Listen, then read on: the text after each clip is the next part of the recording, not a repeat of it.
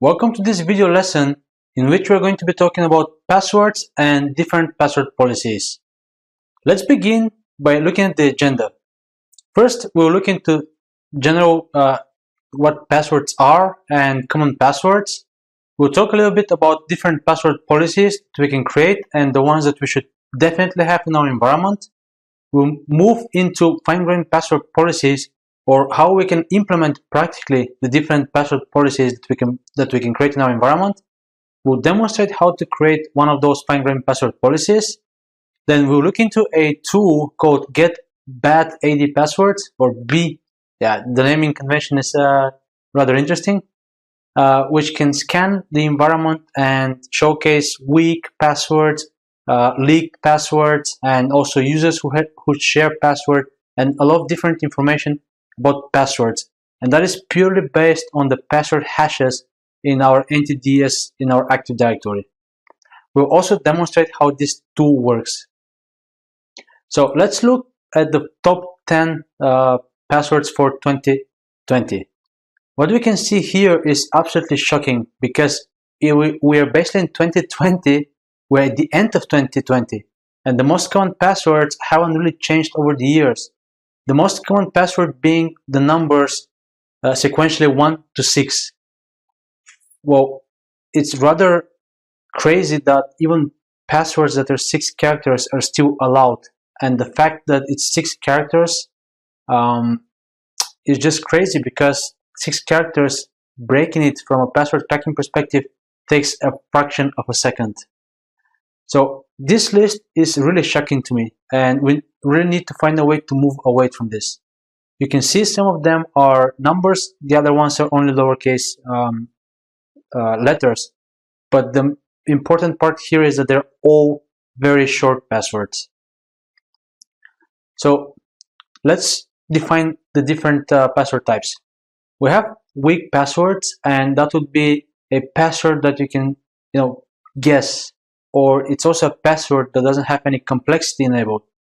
As you can see in the example here, we have only a password that is only a number or only lowercase letters. There's no mix, there's no uppercase, lowercase, numbers, and so on. And that brings us to the next definition, that a password can actually be complex, but at the same time still weak. And an example of that is password 1, which contains uppercase, lowercase, and a number. But again, it's very easy to guess. It's a weak password. Same thing with winter 2020. That will be one of the first passwords an attacker is going to try to guess. It exists in every dictionary. There's no protection against these passwords. And if you look into winter 2020, that password is 9 characters. It's complex. But again, it's weak. It's guessable. So we really need to move from creating passwords into creating password phrases. And that would be something that will have increased length, because more length makes cracking significantly harder. And as an example, I have added a complex phrase in here, in which I have uppercase, lowercase letters, and also numbers. And the phrase in here is something that would be easy for me to remember, and I don't need to put effort into coming up with something that is random. So coming up with a phrase of something common in your daily life could actually be much better than creating a password which is just password, right? So in this example, I have given a password which is daily coffee for early birds. And if you're a coffee person, this could be just a great password for you. And of course, you like waking up in the morning. But the idea in here is that it's an easy to remember phrase, it's long, and it's even complex. And when we talk about long passwords, complex is not necessary. It's just good to have. So our goal is to get users to think into creating a passphrase compared to having a password. And we have really failed to ensure that our users have good passwords. So passphrase is really the way forward.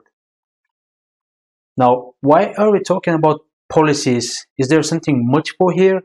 Well, yes, because we have different users in our environment, and we need to categorize those users and create different password policies based on what these users have access to or what they can manage. So regular users are the first group. That will be the most normal employees with normal accounts with no privileges at all. They only have access to email, to their workstations, and very few business applications that they need to work during the day. So an example password policy in here is shown on the slide currently, where we define that we want to remember 24 previous passwords, and the choice of 24 here is because this is the maximum. We don't want users to repeat the same password. Then we have increased the password age to 180 days as opposed to the 90 days which used to exist in the old audit scripts, and audit companies were checking for that. There really isn't any need to change your password every 90 days, maybe not even 180 days. Maybe at 360 days once a year would be a good indication. Once we come at the point where we're looking into passphrases, unless there's a reason to believe that the password is compromised, there should really be no reason for changing that password. So increasing the password age, not making it infinite as some companies have recommended recently, but expanding this, giving some buffer space for users, because we're increasing their complexity and length, so we can actually increase the days for which they have to remember that password. It's a good trade-off for us as security professionals, but also for the users as well, that they don't have to change the password that often. What we have also defined here is the minimum password age of 1 day. The reason why we defined this is because if this is not defined, a user will be able to go and change their password 24 times consecutively in 24 seconds, and they'll end up with the same password that they used to have before that. And we don't want passwords to be repeated. With having 1 day password minimum age, we nearly prevent a user having the same password again, unless they change their password every day. But that would be just absolutely crazy. And even if they were doing that, the password would still be a massive passphrase that they would hopefully create. We also set the minimum password length of 14 characters. And 14 is a really good number here because it will just by default get rid of all these weak passwords, such as password 1, summer 2020, winter 2020. A user will not have the ability to set those passwords, so they'll need to think big. Of course, they have the option to do summer 2020, 2020 or summer 2020, but we will have, as you've seen in a little bit, ability to actually detect these passwords and either force users to change their passwords again, or at least notify them that, give them a crash course on how to create a passphrase, and you have the knowledge that users will have these bad passwords, and the amount of them is going to be significantly less as opposed to having password policy which is 8 characters. In this password policy, we also enable the complexity, and we do not store passwords with reversible encryption. We want to store only the password hash. Of course, we don't want to be able to reverse the original password of the user. So that brings us to the next policy, and that would be administrative accounts. Should administrative accounts have the same policy as regular users? I mean, by definition, this doesn't make sense because regular users are not administrative accounts, and administrative accounts have way more access. Some of them will have complete access over our environment. We need to protect these accounts better. And one way to do it is to have a different password policy for them and require them to have a password length of at least 20 characters. Then we'll have service accounts in our environment. So should we have these password policies for service accounts? Should they apply as they are? Well, not really. The thing about service accounts is that, first of all, if you can use group managed service accounts, you should totally do it. The password is going to be 127 characters. It's going to be random, and it's going to be changed regularly by Active Directory itself. If you need to create an account to start a service which is not supported by group managed service accounts, and we need to create our normal service user accounts, then the password of these accounts, we should really increase it significantly, because in most cases, this is a password which you enter once and you don't have to ever use it again nearly in your lifetime, or in the lifetime of rotating service account passwords, which might be a year or 2 years in the future. It's not something that you'll be typing every day. So the recommendation here would be that you need to set a password which is at least 100 characters long. The maximum password that you can have in Active Directory is 127 characters. So I'm leaving you a buffer zone between 100 and 127, so you can choose the exact length yourself. And in that way, we don't tell an attacker that you have a password length of certain size. If I tell you that your password length should be 100 exactly, then attackers will be cracking passwords of exactly 100 size.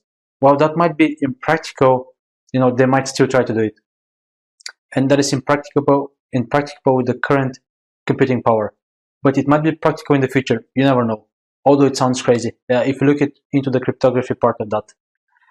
Now, there is an issue with service accounts and 100 or more characters passwords because some of them are used in services which do not support themselves that long password. And in that case, I would normally suggest that you can have a second service account password policy, which is 32 characters. So you default for 100 or more. If you need a service account for a service that doesn't support 100 or more characters password, then you can create it with 32 or more, depending on what the service supports. Then we can also have different password policies for VIP, management, C executives. It depends on your own organization and how you want to approach these. Usually, I would recommend at least 20 characters for these accounts as well, similar to the administrative accounts. So this is a different password policy that you can create, and you can expand the list as much as you want, but these are the ones that you really have to have in your environment. Now, fine-grained password policies, it's a way to create multiple password policies within the same domain. And it's really unique because they'll be independent. And the way that you distribute them is you set them to a group in your Active Directory. So as long as a user is a member of a group, they will inherit this password policy that the group is applied to. One caveat with fine-grained password policies is that it can only be applied to global security groups. So you cannot use it for local domain groups, for example. Now, let's move into the environment, and as an example, just create a fine-grained password policies for administrative accounts. Now, I'm connected to our domain controller, so I will start Active Directory Administrative Center, which is where we can create these fine-grained password policies. It's important to mention that you need domain administrative access to be able to modify these values.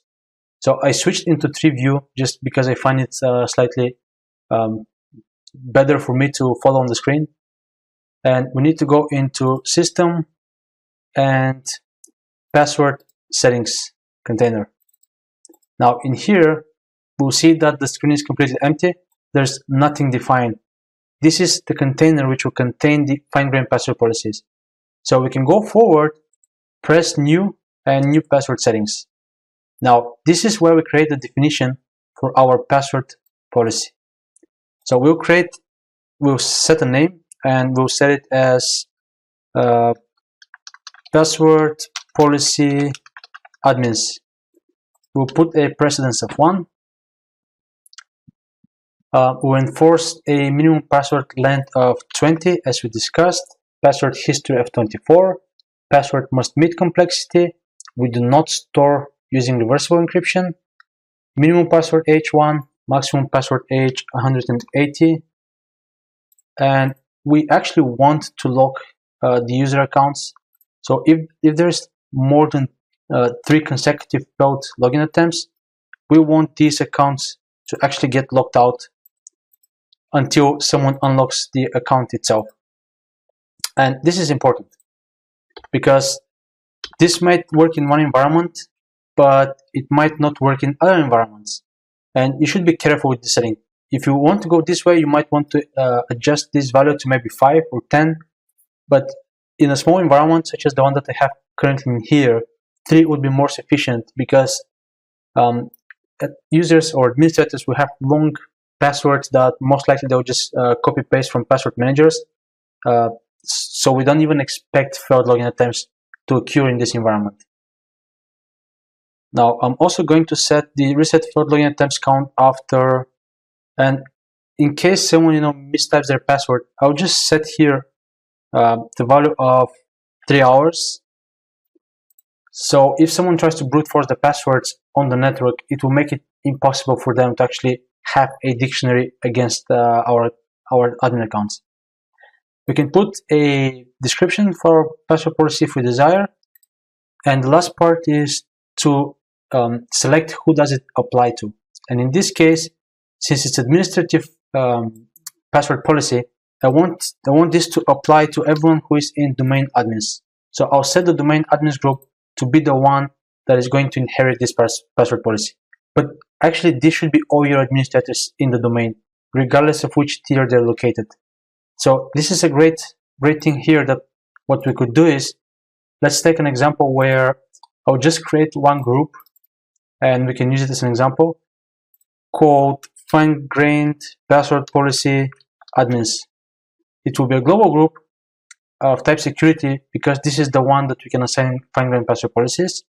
We create it, and now everyone who is member of this group will make it so that they automatically inherit the new password policy. So I'll just add one member who is not a domain admin, but this user is admin on workstations. So to apply the password policy on this account, I'll just have to add this group in here as well. That was FGPP_admins. Now these two groups, domain admins and FGPP admins, will automatically inherit this password policy which we just created. And now we can see it here as well. So the process of creating these password policies, it's rather simple, but they're really effective. And we can go forward, create more for service accounts, one for 100 characters, one for 32 characters, a VIP, regular user, and so on. We can create a bunch of fine-grained password policies, as many as we desire, really. The next thing that we're going to discuss in this video lesson is the tool getBadPassword. Now, this image might look confusing, and trust me, it really isn't. There are three things that we need to look into. So the tool itself is a simple PowerShell script. What it does is it loads a list of predefined password hashes, and those password hashes are of known weak and bad passwords. They come from places such as have I been pwned. You can also add custom lists. You can create something that is directly associated with your company. So you can have your company name 123 or the year. You can create all these custom passwords as well and add them in the solution. So this PowerShell script will get those known bad password hashes. At the same time, it will extract password hashes from Active Directory, and then just compare known bad with the current passwords of users, and it will just generate a report. That is showcased in this diagram. It might look complex, but it really isn't. The top part defines that the script is looking into Active Directory to extract hashes. The middle part is loading the lists of bad passwords. And the bottom part, it's showing that it's outputting the data into different reports. So one thing about the reports, which I'm not going to showcase in the demonstration which is coming up, is that the tool can send an email with all the results. So you can schedule this to run as a scheduled task, and then once a week or once a month, whatever you desire, once a day if you want, it can run and generate this summary for you and send you an email. It's a really easy way for management or your CISO or head of security to track passwords over time and see how they progress. But also it's really nice for us as security professionals, because we will know the strength of our users' passwords without having to break them ourselves. And if a password exists in a leaked database, then we know for sure that this is a bad password. Now, let's move into the environment and see how this tool actually works. I will be running this tool on the domain controller simply because this tool requires to extract Active Directory database, so it needs high privileges. If it runs on a domain controller, it needs to run as the system user or domain admin account. If it runs on a separate server, which is what I would recommend, to have a separate dedicated server for this tool, then the account which is running this tool needs to have the directory replication changes permissions. Essentially, the account will be doing the dc-sync attack. I have downloaded the tool already and installed the prerequisites that are required for it, so we didn't have to go through it together. One of the things we had to do was to manually download this bin file, which contains the password hashes of all the weak passwords. I have also created the common bad password lists. They can be created with these PowerShell scripts which come as part of the tool. I can just show as an example what is into common bad passwords. So this is the word test in different variations with different endings. We have keyboard walks. We have a lot of variations of different password spelling. We have welcome, start. These common things that people may end up using, and they actually do use quite often. We also have weak passwords based on English words, which includes days, months, and just common phrases. Now, to run the tool, we need to start PowerShell as administrators, and we need to execute PowerShell exec bypass, so we can bypass the current execution policy to allow us to run unsigned PowerShell scripts. So it's really as simple as just running the script itself. Before running the script itself, there are some prerequisites that you need to configure inside. So if I'll just open it to show you what I had to configure, and that was the information about the domain, that my domain name is prod and the naming context is prod.local. And at the very bottom, you need to define where should the email be sent. I have simply commented out this part, so I'm not going to receive an email. I'll just get the summary on the screen, and that's just good enough for me to demonstrate some of the ability of this tool, because since it's a PowerShell script, you can go forward yourself and modify it in any way that you desire. For example, you can configure it that it will automatically require users to change their passwords next time they log in if they have a weak password. That could be one action, but I can think of many reasons that your users might be unsatisfied if this happens, and especially if they're traveling. So be careful with how you want to approach this. The most common approach I've seen at companies is they'll send an email to that user with a short memo of how they should create a new passphrase, a strong password, and asking them to actually change it within a certain amount of time. For example, within the next 2 days or so. Now, let's run the script itself. It will take some time, depending on how big your environment is. Since I have very small environment with very few users, it runs almost instantly.